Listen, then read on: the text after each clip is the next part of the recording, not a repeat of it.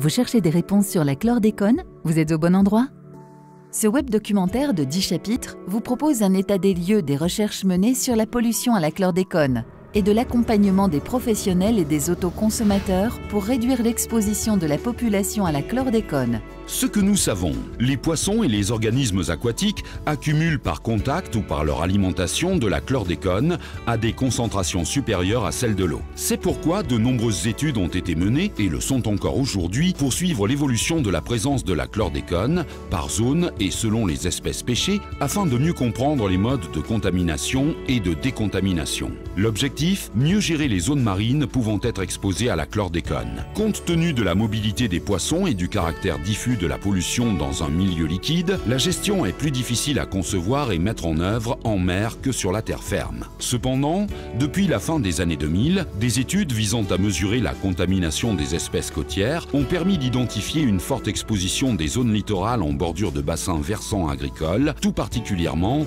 dans les estuaires et les fonds de baies. Ces zones représentent 10% des zones de pêche côtière et ont été fermées à la pêche professionnelle et de loisirs en 2010, la fermeture ayant été étendue aux langoustes en 2012. La pêche en rivière est interdite, quelles que soient les espèces, sur l'ensemble du territoire martiniquais. Afin de protéger le consommateur et de veiller au respect de ces interdictions, des actions de contrôle et de sensibilisation sont menées auprès des usagers de la mer. Les contrôles sont coordonnés en mer par la direction de la mer et à terre par la DAF à l'étal des pêcheurs et sur les lieux de mise en marché du poisson.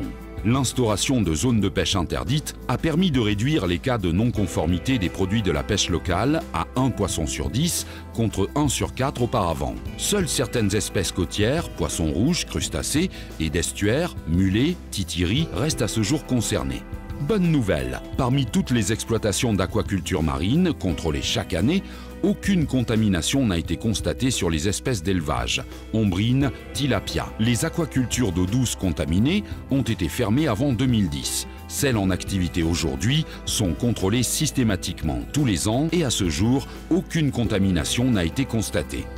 C'est dans ce contexte particulier que les pouvoirs publics agissent pour assurer un avenir aux marins pêcheurs touchés. Une centaine d'entre eux bénéficient d'un appui sur mesure apporté par la plateforme Avenir Pêche qui fédère l'ensemble des partenaires. Et pour les consommateurs, rappelons quelques règles de base. Achetez votre poisson chez un professionnel ou un commerçant agréé. Optez pour un produit de la pêche locale contrôlé. Si vous êtes adepte de la pêche amateur, respectez les zones d'interdiction en mer. Rappelons que la pêche en rivière est interdite partout en Martinique.